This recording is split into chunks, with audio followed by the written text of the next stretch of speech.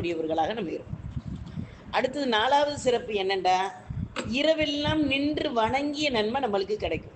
எப்படி கிடைக்கும்னா, உஸ்மான் இப்னு அஃபான் ரலியல்லாஹு தஆலா அன்ஹு சொல்றாங்க, ஒரு மனிதர் இஷாவை ஜமாத்துட ஆண்கள் தொழுகிறாங்க, நம்ம பெண்கள் நம்ம அந்த இஷாவுடைய நேரத்தில் தொழுதுட்டு நம்ம தூங்கும்போது இரவெல்லாம் நின்று வணங்கின நன்மையை அல்லாஹ் தர்றான். அதே மாதிரி காலையில் சுபுக்கு ஒரு மனிதன் எழுந்து தொழுதுட்டேன்டா, பகலெல்லாம் நின்று வணங்கின நன்மையை அல்லாஹ் தர்றான்.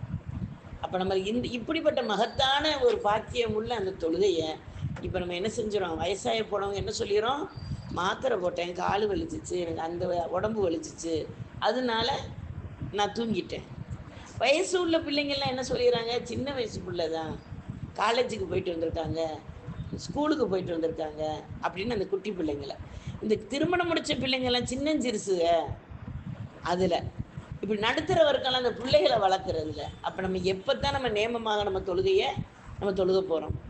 அப்போ நம்ம இன்ஷா அல்லா நம்ம புரிஞ்சுக்கிறோம். அல்லா நம்மளுக்கு ஒரு விஷயம் நம்ம செய்யும்போது ஒரு நன்மையை மட்டும் நம்மளுக்கு எல்லாம் கொடுக்கல, நம்மளுக்கு அல்லாஹ் தஆலா எவ்வளோ நன்மையை கொடுக்குறான், 10 தாரேங்கிறான்.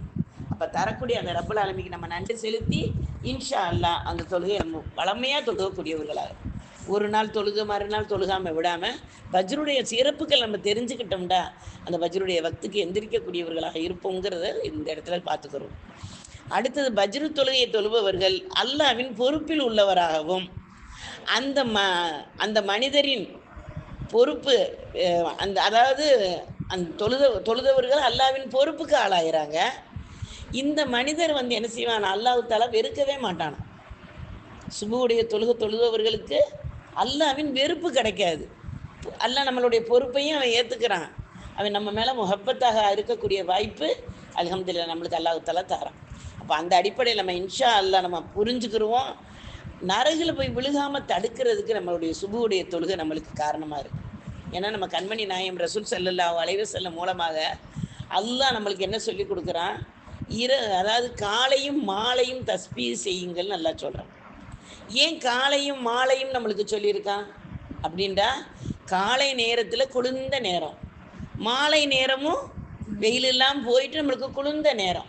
அப்போ இந்த நேரத்தில் நம்ம செய்யும்போது நரக நெருப்பிலிருந்து நம்ம பாதுகாப்பு பெறுவோம்.